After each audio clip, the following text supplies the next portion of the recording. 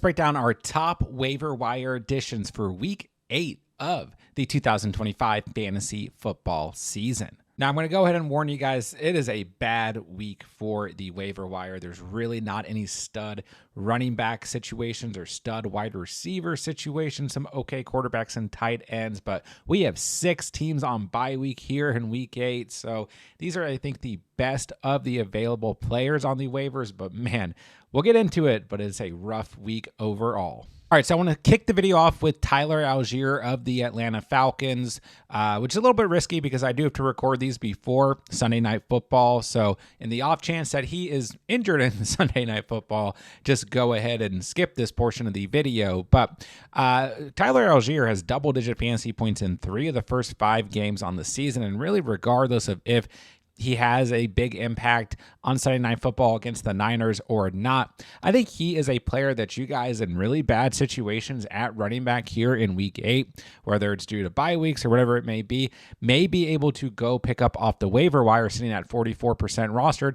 And I think that here in week 8 at home against the Miami Dolphins run defense, this is a spot where you could definitely potentially just play Tyler Algier for, even if it's just this single week, right? This is one of the worst defenses overall in the entire NFL against the run. They're giving up a ton of fantasy points to opposing running backs. They just gave up a 3-touchdown day to rookie running back Quinshon Judkins, and in the previous 2 weeks, they got absolutely shredded by Kamani Vidal and Rico Dowdle at the running back position. So I'm sure we'll see plenty of Bijan Robinson here in week 8, but you got to expect some volume will go to Tyler Algier as well. He's had 10 or more carries in 4 games on the season, not including week 7's stats. So he's definitely going to see some sort of volume. And he does have 3 touchdowns on the season, once again, excluding week 7. So he's going to have an opportunity to score potentially as well. Once again, Bijan going to get plenty of volume, going to be the clear-cut RB1, but this is a home game for the Falcons. And this feels like, looking at the matchup here early, I mean, it feels like one of these matchups where the Falcons are going to come out, play defense, and run the football a lot. So if you guys are desperate,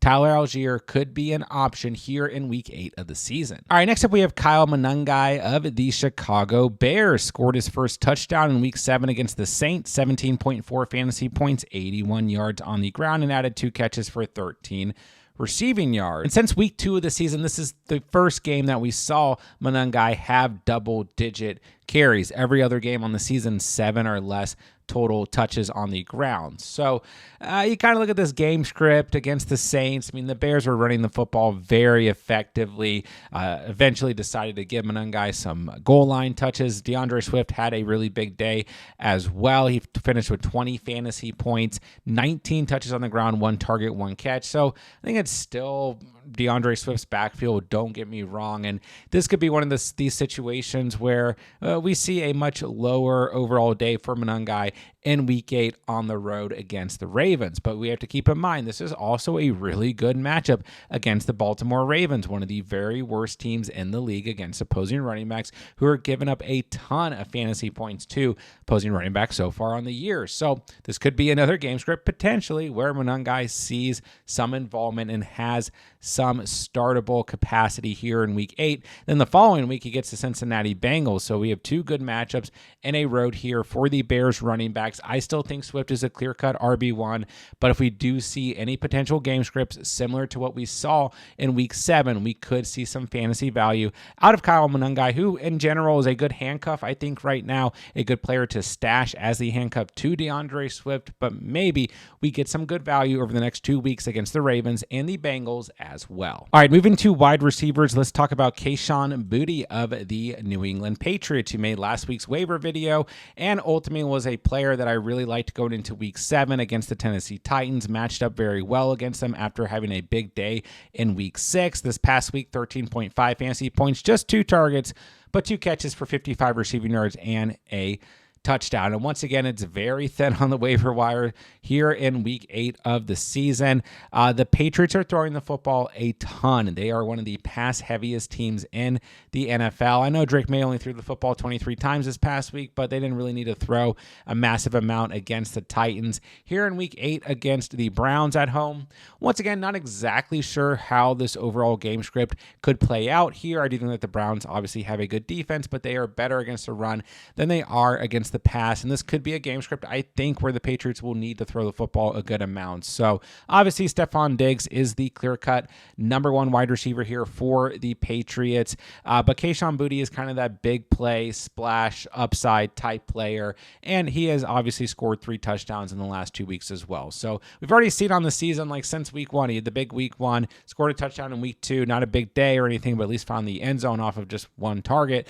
And like since then, we had 3 games straight where he hit single digits. Now we're kind of getting back into a pattern where he's scoring, getting double digits again. So don't get me wrong, this could be really disappointing, but there's just not a lot out there on the waivers here in week 8. So if you guys need an upside play, Boutte sits around 43% rostered, is a player that you guys could certainly pick up. And next up, I want to talk about Tre Tucker of the Raiders. Had only 8.3 fantasy points this past week, but 6 targets, 5 catches, 33 receiving yards, and he is pretty highly rostered at 63% rostered. And the Raiders will be on bye week in week 8, so this doesn't really help you this week, but we have to kind of look at things. The trade deadline coming up in week 9 of the season. Jakobi Meyers did not play in week 7 as he's dealing with a knee injury, and one of the hottest potential trade rumors is Jakobi Meyers right now. Jakobi Meyers being traded from the Raiders to whatever team, and maybe this injury has something to do with the Raiders potentially trying to trade Jakobi Meyers, who did request a trade going into the season. He has played, obviously, in the beginning of the season here, but unhappy. The Raiders look awful. Geno Smith eventually got benched for Kenny Pickett this past week, which may not be good, may be good for a player like Tre Tucker. We'll find out. But ultimately, Tre Tucker could be walking into wide receiver 1 type volume. And so even though he's more highly rostered overall, he is still a player to strongly consider and pick up now, as opposed to when he maybe is going to be more highly rostered moving into week 9, because people are remembering that all these things could potentially happen. So make your moves now while he's on bye week and he's a little bit lowly rostered, because I think Tre Tucker is going to move up in total roster percentage. We have talked about Tre Tucker a good amount over the past week or so, given the circumstances. So I know he didn't have a big week 7. It was a disaster against Kansas City, but this is still a player who could be a true number 1 wide receiver. And even if he's not on a great team, could still have very good fantasy value over the coming weeks. All right, moving to the quarterback position, we just have to start with Jackson Dart of the New York Giants, sitting around 55% rostered, was in last week's video, and he had 29.4 fantasy points against the Denver Broncos defense on the road. 15-33, 283 passing yards, 3 passing touchdowns, a pick, 11 yards on the ground, and a rushing touchdown. Jackson Dart in single quarterback leagues needs to be more highly rostered. And I will be the first to admit, I talked to you guys a lot. Like, I was really nervous about Jackson Dart in this overall schedule and some of the defenses he's had to play. The Chargers, who've kind of lowered in their defensive rankings. Then the Saints we weren't worried about, but then Philly, Denver, Philly, San Francisco, Chicago, Green Bay, Detroit, New England. This is still a really, really tough schedule for the Giants, but so far he has 23 fantasy points against the Eagles and 29 fantasy points against the Broncos. I'm not really worried about Jackson Dart anymore, and he is really, helping to elevate this total roster. We're seeing players like Theo Johnson, Rondo Robinson, Daniel Bellinger have really big games, also led by the run game of Cam Scatabo, who also scored his first receiving touchdown this past week. So ultimately, Jackson Dart just needs to be more highly rostered. At some point, some of this is going to kind of come back to earth, but right now he has 17 or more fantasy points in every game he has started this season, so you have to be willing to even risk Jackson Dart against some of these good defenses, because he's playing well against these good defenses as well. So just flat out, straight up, if you guys need a quarterback, Jackson Dart is a top waiver priority going into week 8 of the season. All right, and speaking of quarterbacks that I've been hesitant about this season, let's move to Joe Flacco, sitting around 15% rostered. He had 25.9 fantasy points in the Unk Bowl on Thursday Night Football against the Steelers, 342 yards through the air, 3 passing touchdowns, 31 of 47, and since he has joined the Cincinnati Bengals, he's had 18 or more fantasy points in each of his first 2 games with them and at least 2 passing touchdowns. This week he gets the Jets, and I'm just not really worried about this Jets defense. At the end of the day, they're coming in bottom 10 against opposing quarterbacks in terms of fantasy points allowed. So Joe Flacco is looking like a top streaming option, and once again, he was very bad with the Browns this year. It was absolutely awful. He threw a total of 6 interceptions and had 2 lost fumbles through 4 games with the Browns. But I think it had a lot more to do with the Browns and their overall offense than it had to do with Joe Flacco. And I don't know, maybe we still see Joe Flacco come back to earth at some point as well. But once again, this is a good matchup in week 8. We have 6 teams on bye week. He's very lowly rostered. He's got tons of weapons around him. He's got one of the best wide receivers in the league, healthy and on this team, and he is force-feeding Jamar Chase. And I think when you force-feed Jamar Chase, good things are going to happen. So ultimately, Joe Flacco, a top-tier streaming option here in week 8 of the season if you need quarterback help. All right, next up, we got 2 tight ends. Let's start with Mason Taylor of the New York Jets. I know it was really disappointing overall in week 7. We were expecting big things. No Garrett Wilson. Nobody else to throw to, but he had just 5 targets, 3 catches, 31 receiving yards, 6.1 fantasy points. But you just got to look at the matchup here in week 8 and kind of hold out faith here. I know we're coming off of a really good matchup against the Panthers, but this is an even better matchup against the Bengals, who, through the first 7 weeks of the season, your 2 worst teams against tight ends on the year were the Panthers and the Bengals. And the Bengals have given up the most receiving touchdowns to opposing tight ends on the season so far. And they just got absolutely gassed by Jonnu Smith and Pat Freiermuth and basically every Steelers tight end. So you got to feel good here. And once again, there's just nobody to throw to on in this roster. And maybe Garrett Wilson is able to play in week 8. And then we don't even know who the quarterback's going to be.